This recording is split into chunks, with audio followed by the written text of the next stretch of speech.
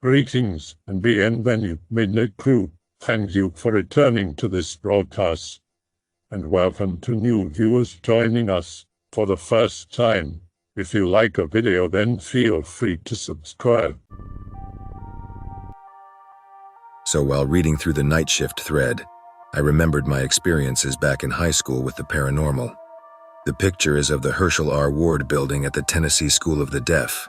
I was hard of hearing and my parents were shit poor. And the Ward building was pretty haunted. Made what was mostly a pretty shitty school pretty fun. I'll just tell my personal experiences at first, and if you guys are interested, I'll tell the other various tales I heard of while there. First one was actually in middle school. I had to stay pretty late waiting for my parents because, again, shit poor. Good thing one of the high school teachers was an eccentric weirdo who left his classroom open so I and others could use his computers, and he had a bunch of adult books. No, not that kind, but still stuff the school has banned. Hidden in the closet to spice up book reports, so I spent my time there browsing DeviantArt. I was a stupid lil kid, shoot me. One day I had to stay pretty late, as in 10 p.m. I got bored of laughing at shitty Pokesonas and read all the books. One of them was about some guy who was born from a mountain and a washing machine, and he banged a girl with bat wings, then had to save him from his deranged zombie brother. I still can't find it again. So I went wandering around and met this old janitor who was mopping the halls. Stuck around to chat with him a little, mostly about why I was around so late and recent events. I remember something I wanted to check out, so I cut the chat short so I could leave, and he turns to walk down the dark hall and disappears as he hits the shadows. Keep in mind, this isn't absolute darkness shadow, just somewhat dark, but still visible shadows due to light being out. Yet his body disappeared as he went into the shadows like it was a portal. WTF? I decided I must have been seeing things due to too much internet and headed back to the room, and halfway down the hall I heard a gunshot, clear and loud, and pretty much bolted to the room and stayed there until my mother finally realized where I was and picked me up. I asked around the teachers the next day and described the janitor. Most of them were confused since the only janitor there was a woman, and the guy I saw was a bald old man. When I talked to the older teachers that were there longer, they told me that one of the guys who died in the third floor was a janitor, who just sat on a dorm bed and blew his brains out for apparently no reason above where I said he was. Wonder why he did that. He seemed pretty chill and happy. Didn't experience anything else until I actually got into high school and spent much more time at the Ward building. Was mostly minor things, like one day during class there was this green orb of light hanging around in the vent, and pretty much everyone could see it just floating and bobbing around there. Teacher didn't seem to give a damn and kept on putting up problems while we were staring. Sometimes it'd actually leave the vent and wander around a while, but then suddenly dart back in. Was like that for about 20 minutes before it finally faded away.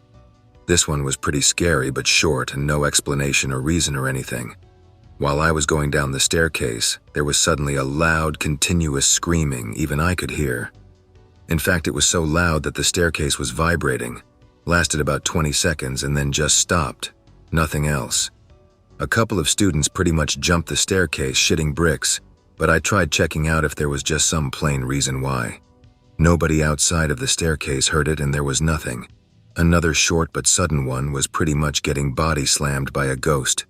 A blast of air slamming into me from behind, and there was nobody and nothing behind me. From that point on, it was pretty much peaceful for me, although plenty of stuff happened to other students, including when a few ballsy students decided to do a zombie movie for a school project. In the third floor, where most of the hauntings are, and was pretty much abandoned and locked off on account of the number of strange incidents and many deaths and self-ends. Surprise, surprise. They had setbacks when something tried to kill 3 of the students. In senior year, we decided on a ballsy move ourselves and got permission to use the locked-off third floor for our graduation photo shoot.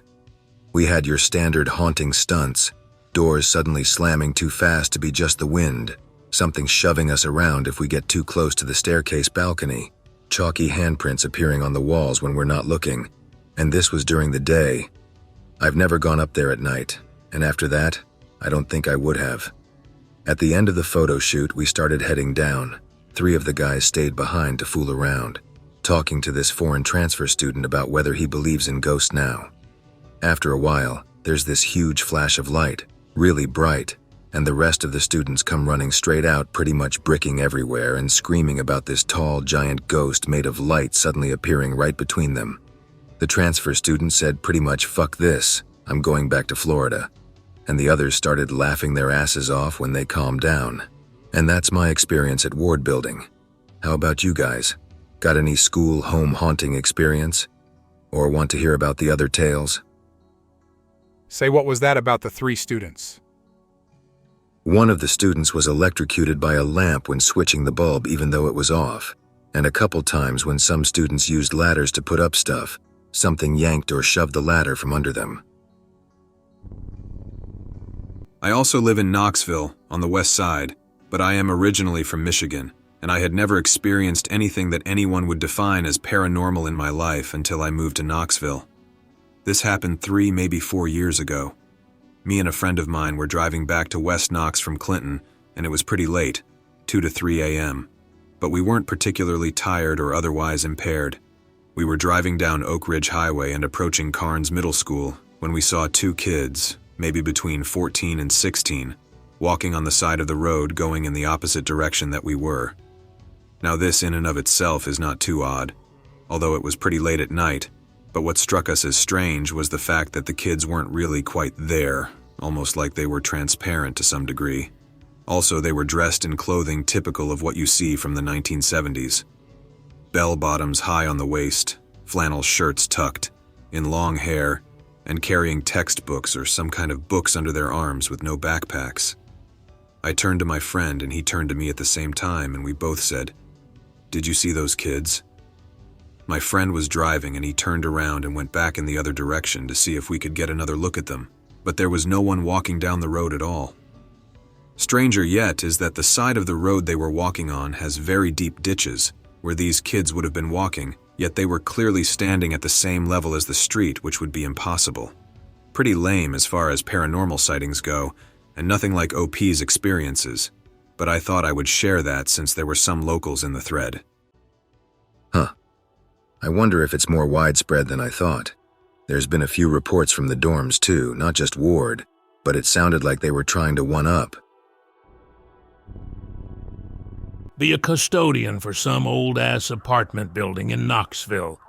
In a bad part of town, but I need money. Cleaning up late one night, busy washing windows. It's quiet. Hear what sounds like a scream and a loud crash. Assume the sound is from outside until I hear the crash, which is down in the basement of the building. Was down there just 30 minutes ago. Go down to investigate. One of the washing machines has been dragged forward and knocked over. I attempted to pull it back up while doing so when I noticed in the corner of my eye what looked like half of a face peering from a half-closed door. The lighting down there was shit, either very old and wrinkled or horrible scars on the face. Unblinking stare. Lay the machine back down and nope back up the stairs. In a gas station parking lot off Highway 58 in Tennessee at like 3 or 4 in the morning. My friend had parked towards the far end of the lot around the side of the building. I was sitting in the passenger side of my friend's car, waiting for him to come out of the store to buy his cigarettes. I was fairly relaxed, enjoying the radio, and then I heard a knock on the window. I looked over and there was a boy. He looked about 12 and he was wearing a gray hoodie with his hood pulled up. I cracked the window and asked him what he wanted and responded, "Can I borrow your phone?" I wasn't going to let some strange kid use my phone, so I told him that I was sure they'd let him use the one inside the store. He kept insisting on it though, and it was the weirdest thing because the longer he stood there, the more unsettled and scared I started to feel. I had rolled up the window by this point and he became something less than aggressive, but more than insistent. That's when I saw his eyes.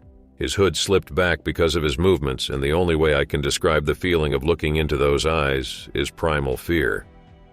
That's about the time he quickly moved to the nearby tree line, and a few seconds later my friend got into the car. He said I was pale as a ghost and asked me what was wrong. At the time, I had no idea what the hell that was all about and had trouble describing it all to him. He looked at me strangely and said he didn't see the kid at all. That really got to me.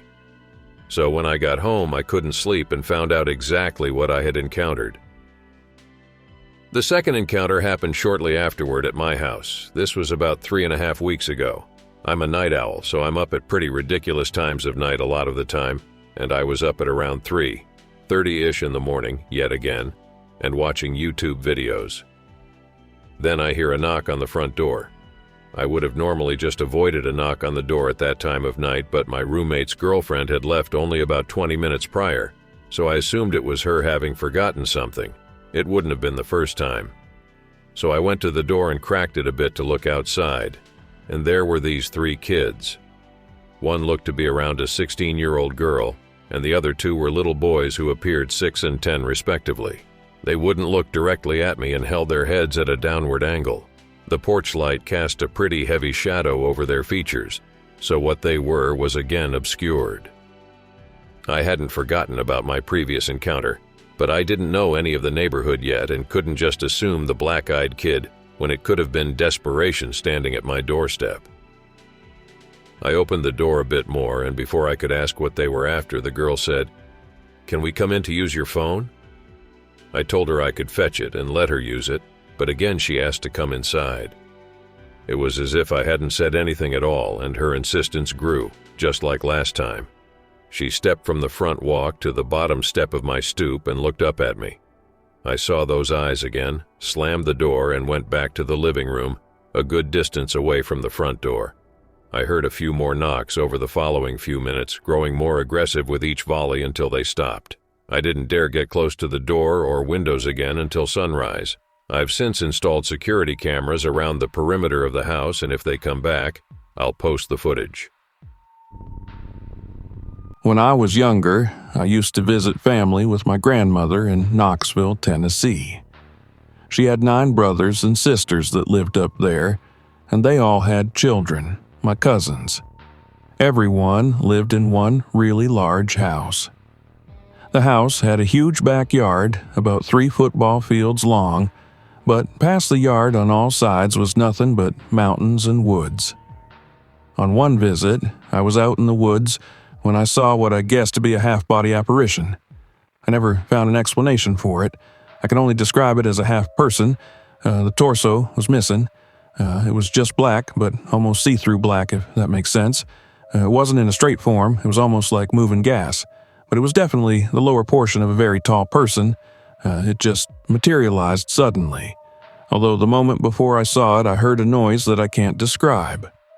It sounded like a really heavy person, around 300 to 400 pounds to make that noise, stepped on a really heavy or thick branch and cracked it.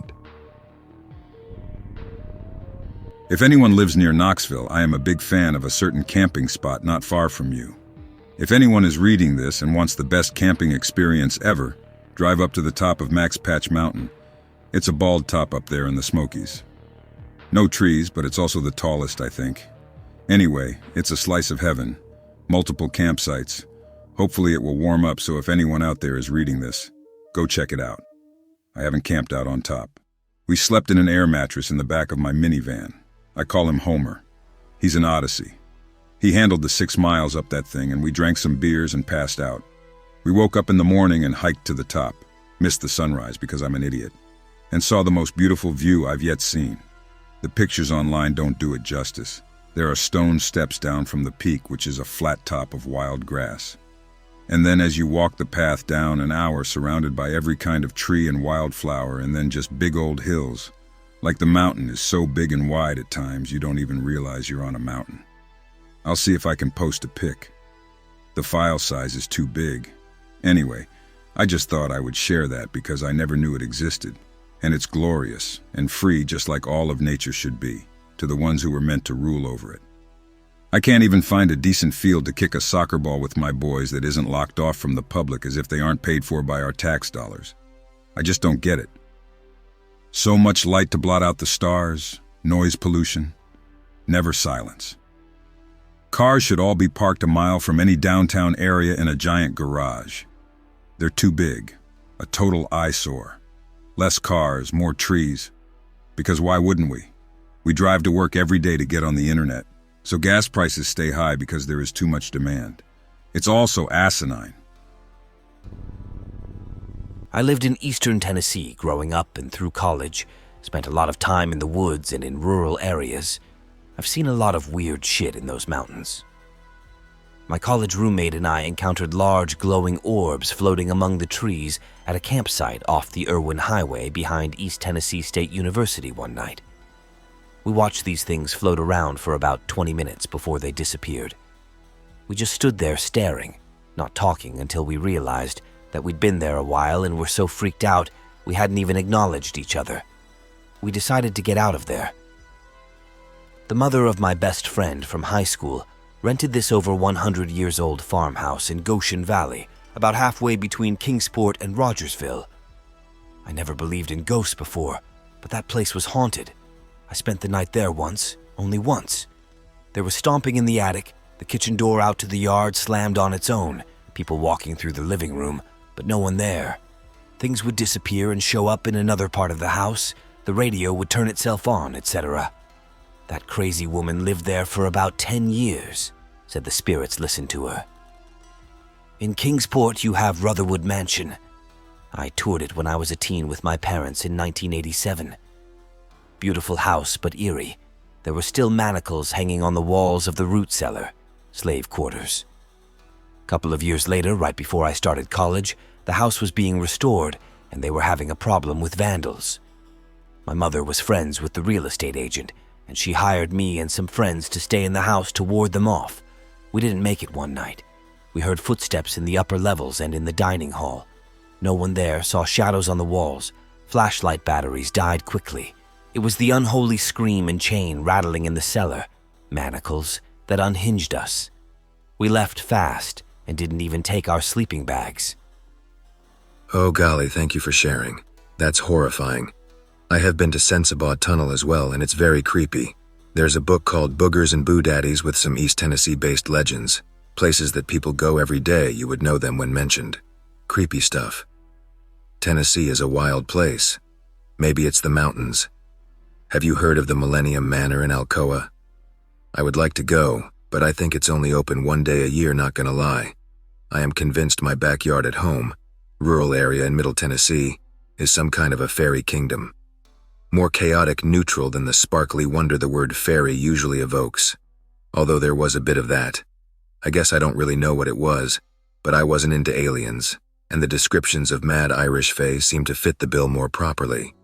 Sometimes I feel like I have to protect the secrets there so I don't talk about it much.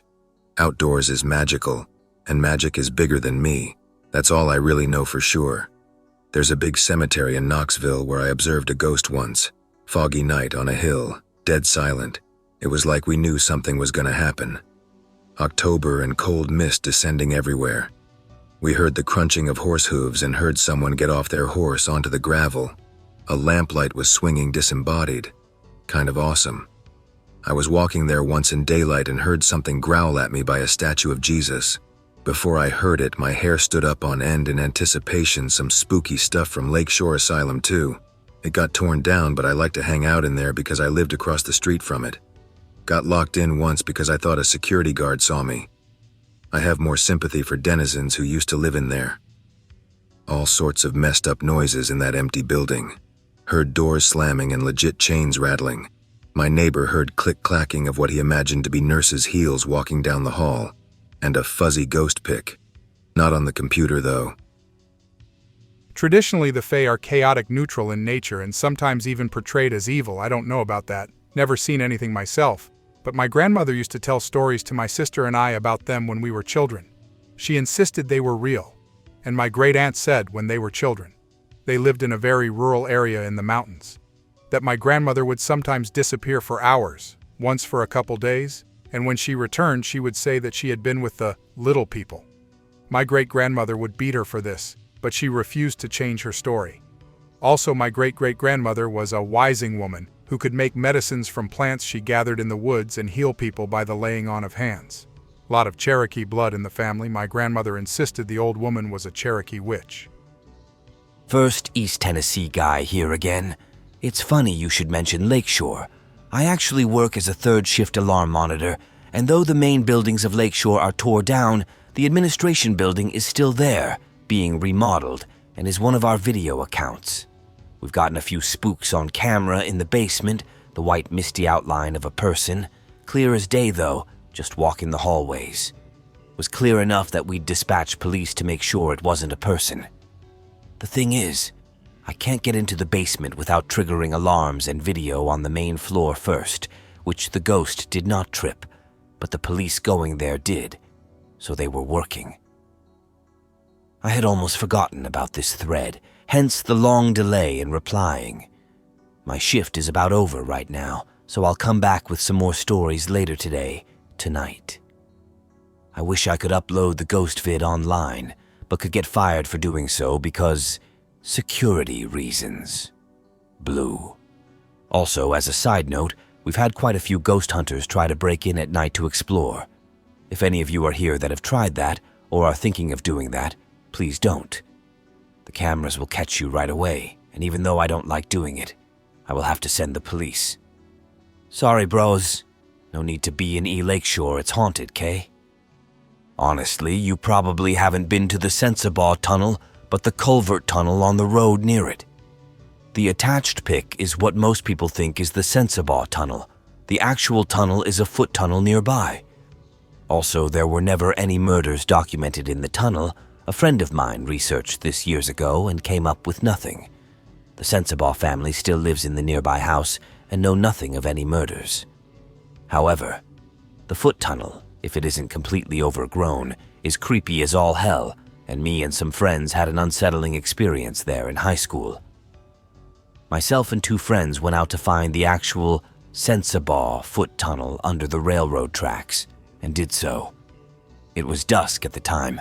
I cleared some vines and cobwebs from the entrance and started into the tunnel. The other two guys would go in, too scared. The tunnel couldn't have been more than 20 feet, but seemed longer, almost as if it grew as I went through it.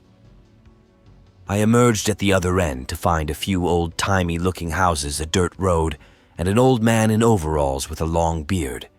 He greeted me, friendly enough, asked me where I was from and why I was there. I told him Kingsport and that I was just taking a walk. He spoke in kind of the old dialectic inflection and used words like reckon and yonder, which I thought nothing of as having been in much more rural areas of the region. That pattern of speech was not unfamiliar. We spoke for a few minutes and he wandered off, and I went back through the tunnel. Again, the tunnel seemed longer than it should. When I got back to the other side, my two friends seemed really freaked out. I asked what was wrong. They were kind of pissed and said they'd been yelling for me through the tunnel for nearly an hour, and why didn't I answer, and that they could see anything through the tunnel but darkness. I realized at this point that it was much darker than it was when I went through the tunnel, much darker than it should be for the 10 or 15 minutes I was gone, and also that if they were yelling, I should have easily been able to have heard them over the railroad berm even without the tunnel. I peered back through the tunnel. It seemed shorter now. We never went back. My friends also said they heard whispering from the tunnel. This is a true account, even though it is difficult for me to believe sometimes. This occurred right after I had graduated from high school in the spring of 1973. That fall, a buddy and another friend of mine came over to my place. We lived close to the University of Tennessee campus in Knoxville. We went over to get a pitcher of beer at a local watering hole. There were no girls with us to bother us or anything like that. Well, we got a pitcher of beer and then came back to my neighborhood. One of us had to relieve ourselves, so we turned into a Baptist church parking lot that I've attended a time or two. We turned up into the driveway. There were about 6 dudes dressed in cowled red robes like a monk wears, hoods and robes all the way down to the ground. So we come around the corner of this church. My buddy was driving his beat-up old VW Beetle, freaked out, hit the reverse, made a U-turn, and got out of there. We tried to get him to go back, but of course he wouldn't do it. The oddest thing about it was these people, whoever they were, seemed to move strangely. It almost looked like a scattershot thing, elbows raising, that sort of thing. They just kind of moved around the corner. I've wondered about that for all of these many years. I haven't got a clue. All this time, we just kind of figured it was devil worshippers. But if they were, why in a church parking lot? I'll never know, but it sure has freaked me out after all these years. I hope that you enjoyed tonight's broadcast. If you enjoyed tonight's story, then please subscribe to the channel, as more Greentext will appear daily. A new broadcast will appear when the clock strikes midnight Central Time.